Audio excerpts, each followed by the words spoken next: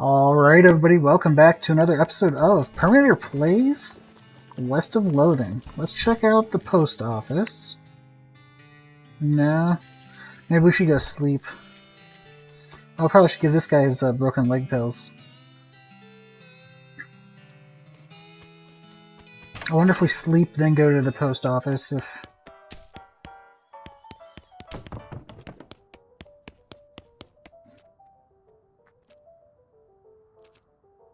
So wake up, lose all of our buffs. Install ourselves first. Let's head over to the post office and see if that maybe triggers it to... Yeah, it does. Let's see what Rufus sent us. Modern snake oiler.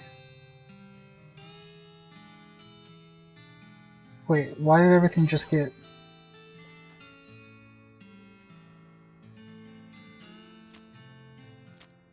Oh, it's like a sepia. Okay, sepia, whatever. Let's go steak oiling. Increases speed. Strong medicine, increases muscle, mysticality, and moxie. Let's go ahead and do strong medicine. I think we'll have to focus on getting some AP up to really take advantage of it. What's new, Cactus Bill? Well, to be honest, what's new is a profound sense of longing and loneliness. Sorry to hear that, Bill. Well, it is what it is. I was hoping to run across a similarly lonely cactus lady somewhere out here, or failing that, a normal lady looking to marry a cactus. No luck? Not yet. Of course, getting around is a bit of a challenge, but us cactuses live a long time. I'm sure I'll meet somebody. Someday. Well, we're going to keep an eye out for you, Bill. We'll keep an eye out for you.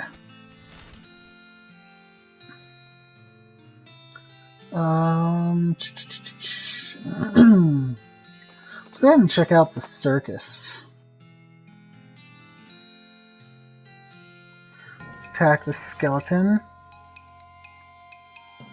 Do this, and then Susie should be able to finish off the job. Ooh, we got pants.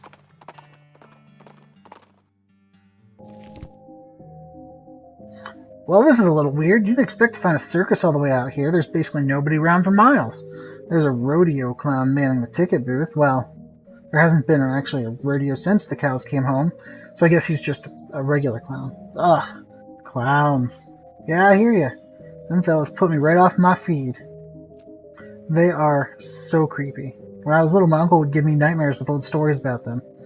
Oh, sure, you mean old tales about demon cows and demon clowns fighting down in hell? Yeah. And how rodeo clowns dress up like that because the first rodeos were reenactments of those battles, and it became a traditional thing? I remember them stories from when I was a youngin' myself. Ain't thought about that in decades. Don't be fouling your britches, though. These clowns are just fellas in makeup. There's our ghost friend horse thing. I'd like to see the circus, please.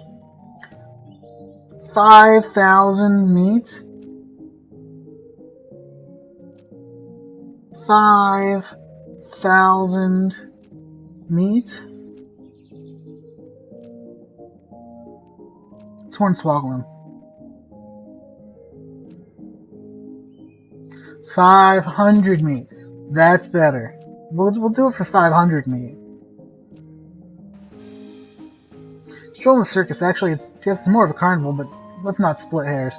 You find it almost entirely deserted, and there aren't more than a dozen other patrons beside yourself. There are a bunch of clowns around working on booths and so on. More clowns than customers, which is a little unsettling, but at least the lines won't be very long. That is true. Take a closer look. Let's check out this game.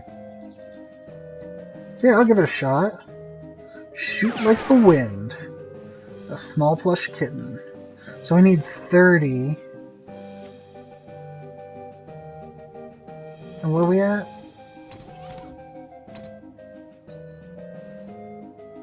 I mean, first we could just level it.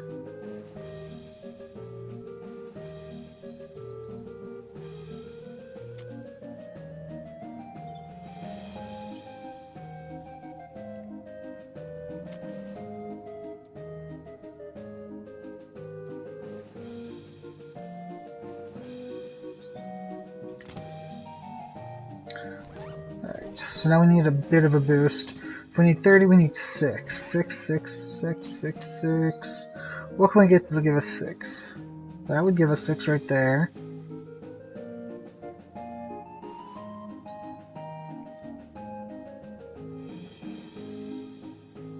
Might as well take this though.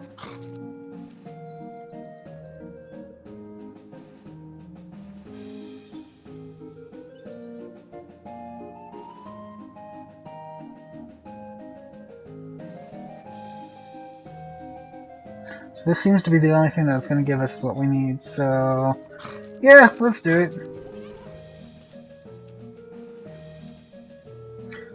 This, let's shoot like a jaguar. I'm not sure exactly how a jaguar shoots, but presumably it's pretty good. You clear nearly the entire wall of balloons, and the clown looks genuinely impressed. Well, I'll be. Looks like you win. Congratulations on the finest shooting I've seen in quite a time. Got a circus show ticket. Show will be starting soon, so don't miss it. I'm guessing this is for, like, bean slingers, and this is for cow punchers.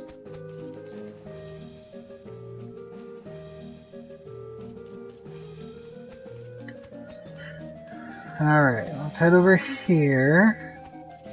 Sideshow, we probably should check that out. Hot food. Talk to the vendor. How much are they? 250 meat. Take one.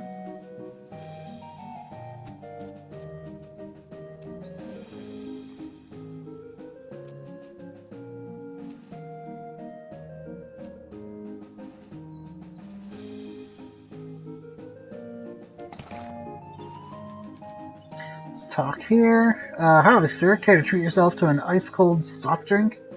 You said you're selling them in bottles? That's right. Got this newfangled crown cork bottle caps and all.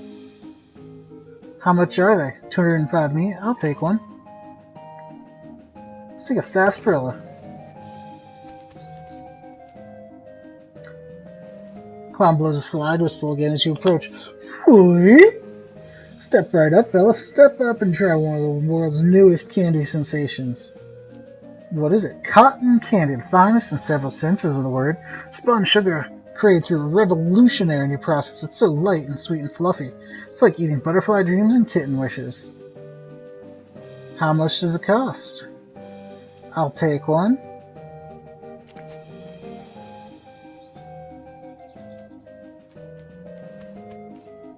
Let's get a balloon. What colors do you have? They're all red. Take a balloon.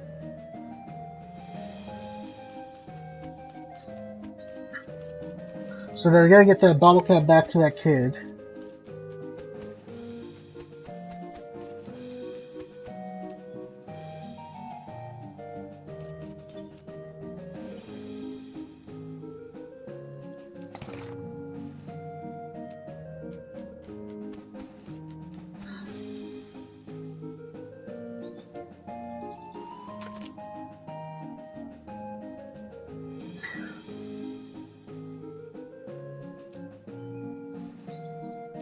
So we got another balloon. Maybe we can trade that to another kid for, like, all the meat we've wasted here so far.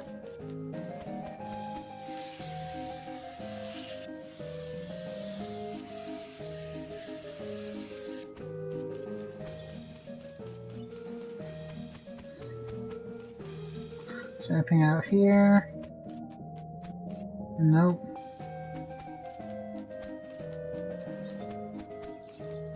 These are all just the game guys.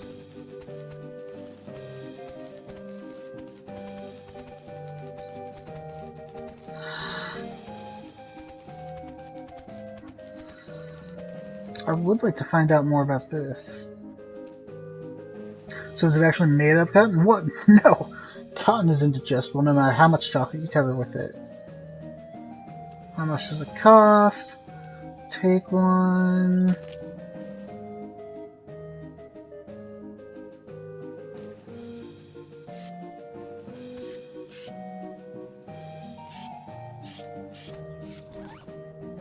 Alright, so let's take a look at all this. What's this do? We're gonna eat some, get our speed up. Get some more sarsaparilla. Might pick up a couple of those.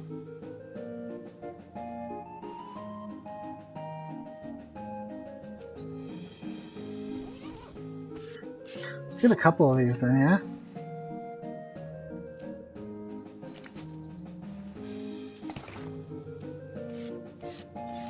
Suppose we should probably go into the sideshow now.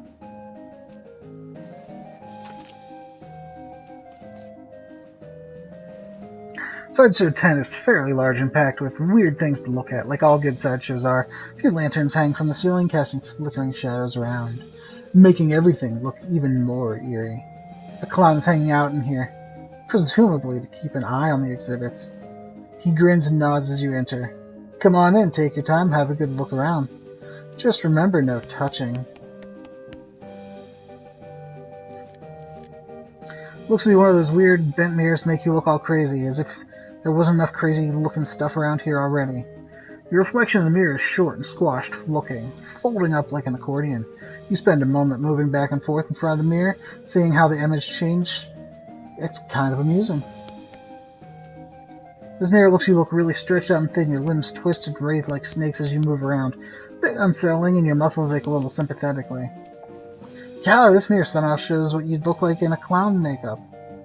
Bloodshot eyes stare back at you from a pasty white face painted with an odd pattern of red triangles. In the flickering lantern light, it almost looks like he winks at you. Brrr. You look in the mirror again. The clown you is still there, staring. Very slowly, his mouth opens into a wide grin, revealing multiple rows of yellow pointed shark-like teeth. Not wanting to keep looking, but unwilling to turn your back, you slowly sidle away until it's no longer visible. Oh, that's not good. You look in the mirror again and see if your limbs stretching out like taffy, twisting around like the tentacles of an octopus. You can hear your joints creaking and your muscles feel like they've gone through a wringer. What does sword do? Ooh, that's not good.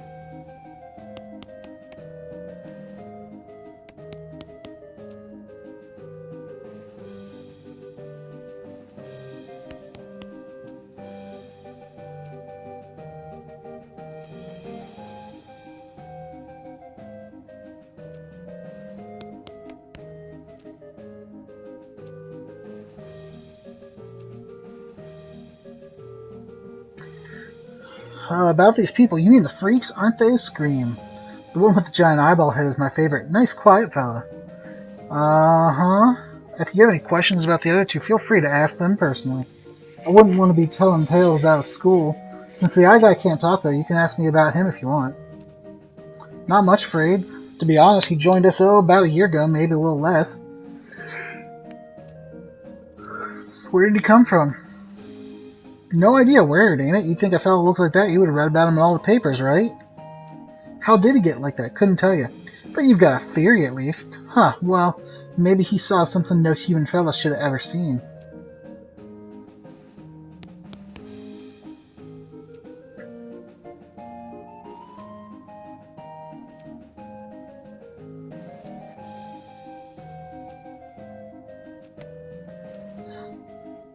You see several shelves full of white eggs, each one painted with a unique pattern of colorful shapes.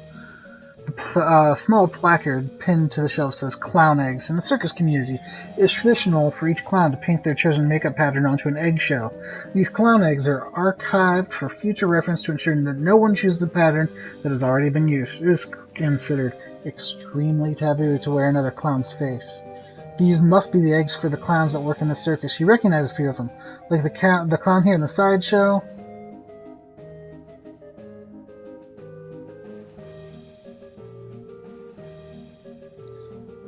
Sorry. Clown here in the sideshow tent, the ticket seller clown out front. Say, wait a minute. Here's the egg for that balloon selling clown.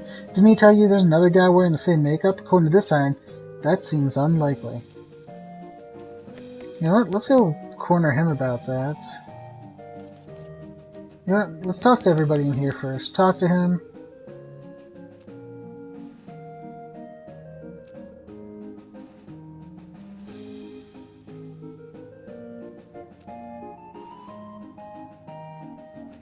He doesn't say much anything. This guy.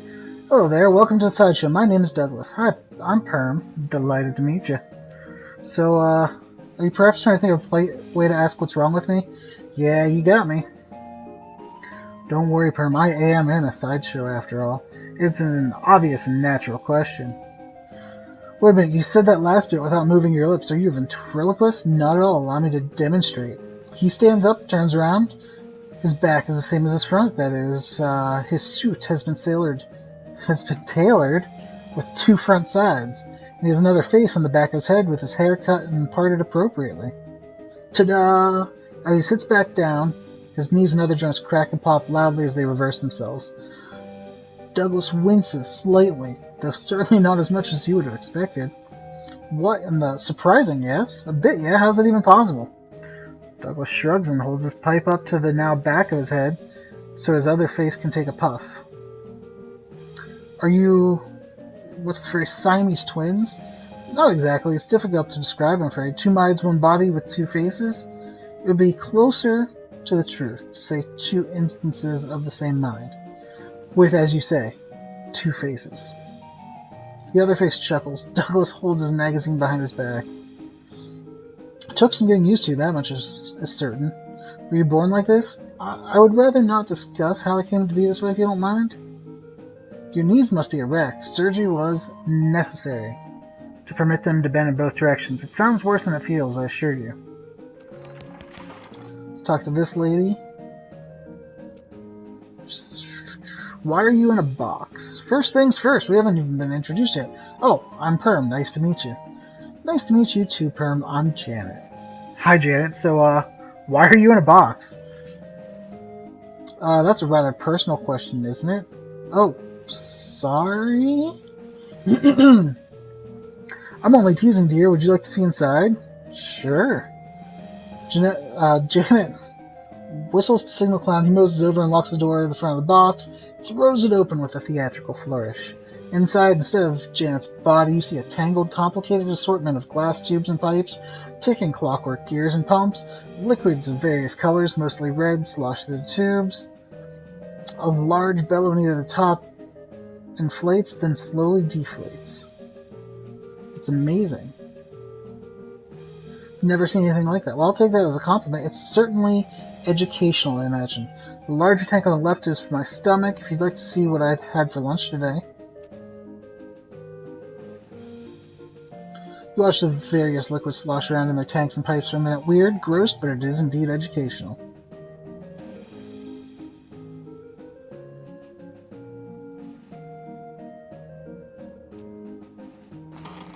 Alright, so what did that give us? Anatomical learning. There's this extra melee damage. Alright, let's go corner this clown out here real quick.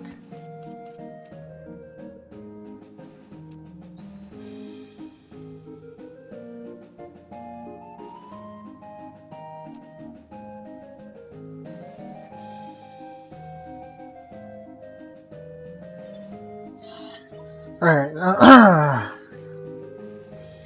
earlier you told me there's another clown with the same face paint. That's right, the other balloon seller. Except I looked at the clown egg is on display in the sideshow. There's only one egg with your pattern. And it's supposedly taboo for a clown to use another clown's makeup. Say, you're real sharp. Better watch out you don't cut yourself. So, what's the deal? You're right, that's just me. I'll walk around the midway and sell balloons at both ends. When people ask, I like to have a little fun with them. So you're not actually following me around? Why would I need to do that? You aren't dangerous or anything, right?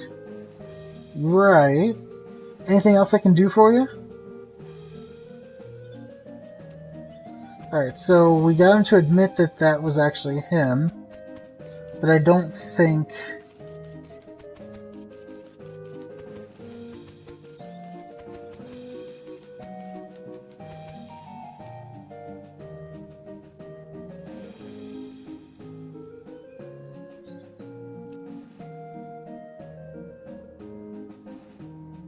Okay, so there's nothing else there.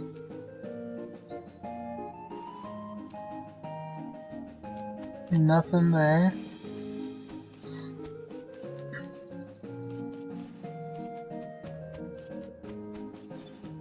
Alright, let's see if we can do anything else in here, I guess.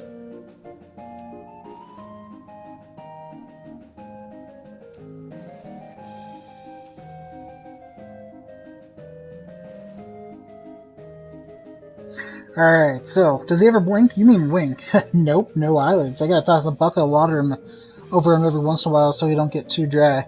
He does look a bit dry now that you mention it. Yeah, it's getting about that time. Excuse me for a moment. So let's get a closer look at these eggs. Since the cloud's distracted, you take the opportunity to look closer at the eggs.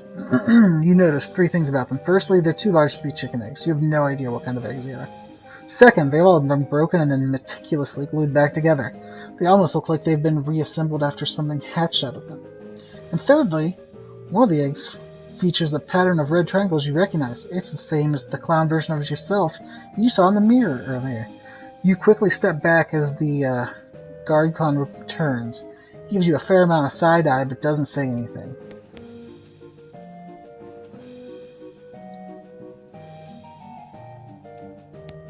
Nothing. Look at weird things. They mostly contain malformed or mutated animals, pickled in formaldehyde.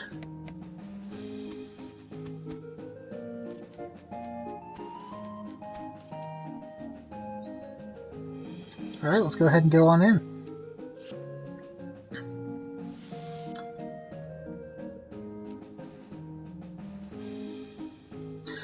You take a seat, and a smattering of other patrons appear and sit down as well. After a minute or two, there's a crash of cymbals, and a clown runs in from the backstage curtain, jumps up onto the stage. In contrast to the other clown's colorful clothing, his is relatively simple. Black wool trousers, a bright crimson shirt under a pale tan leather jacket with fringe on his sleeves, and a red heart painted on his shoulder. His face paint is plain white without any colored accents, contrasting his curled black mustache, thin goatee. A snappy silk top hat with a rakish tilt tops off his outfit. Possibly rakish, I believe. He doffs his hat and bows with a deep theatrical flourish, and the small audience claps politely. Thank you, ladies and gentlemen, thank you. And welcome one and all to Barnaby Bob's Perfectly Normal Traveling Circus Sideshow. I hope you've been enjoying the attractions and distractions of our little traveling carnival.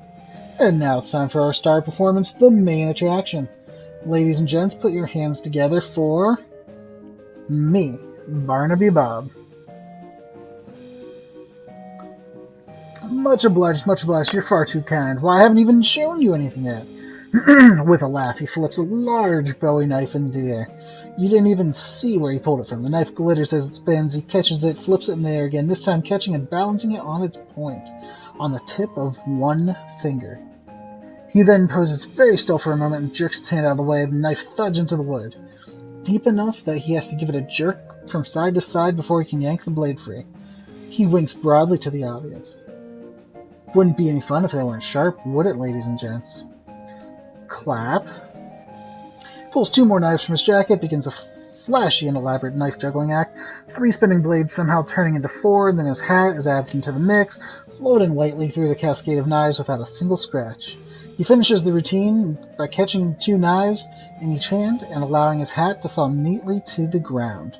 Falling nearly to the ground before catching it on the tip of his boot, kicking it back up into the air and onto the top of his head. Ah, now there's some applause I believe I've earned. Let me tell you, ladies and gentlemen, it took a lot of hats to get to where I am today. He chuckles and adjusts his hat back to its original rakish tilt. Cat, what's going on? You okay? The cat's being weird. I don't know, whatever. Now for the grand finale, I'll need a volunteer from the audience. Let's do it.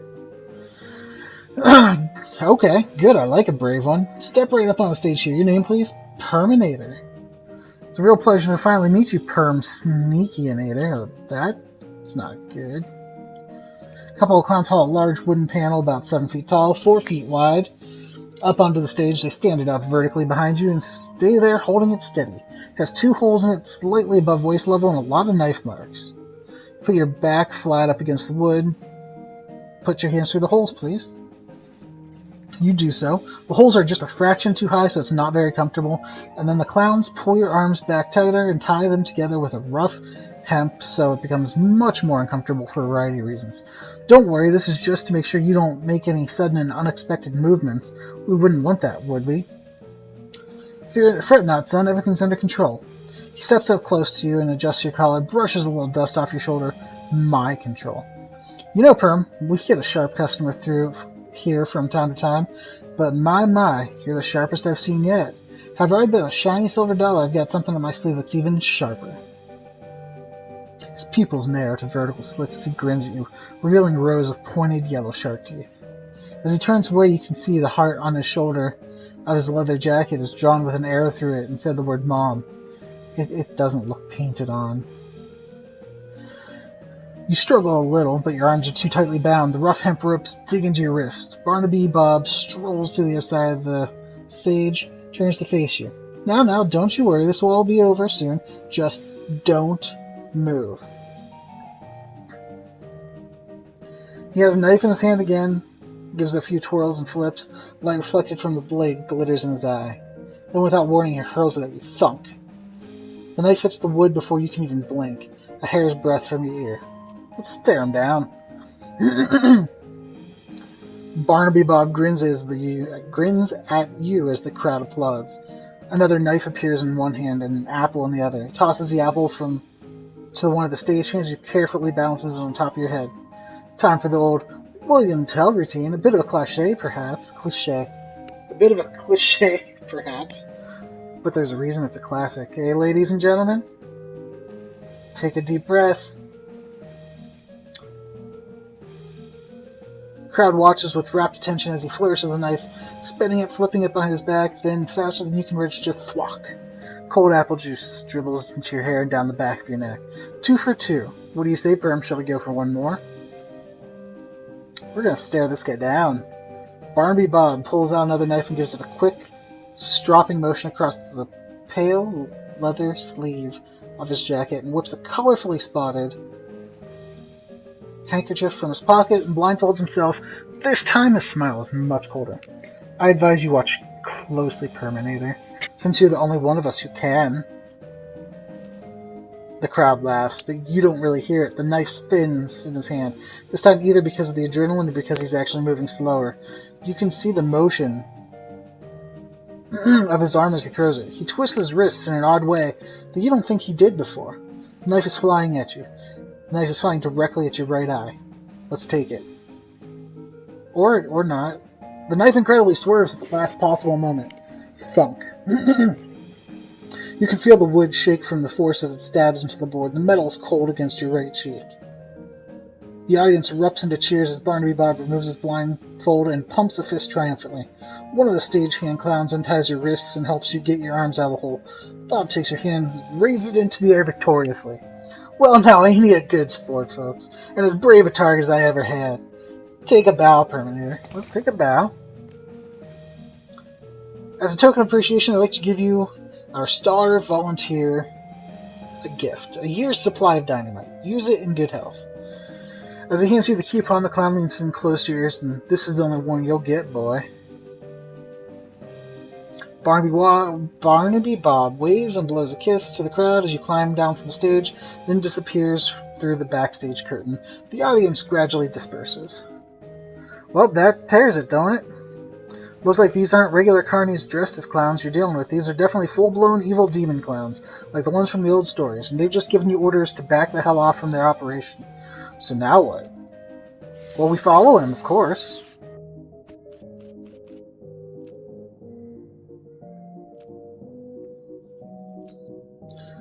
You? Here, I thought I made myself perfectly clear last time we met. Yet you knock politely and walk straight into the lion's mouth. You're either extremely brave or extraordinarily foolish. Both, I might hazard to guess. I got some questions that need answered, Barnaby Bob.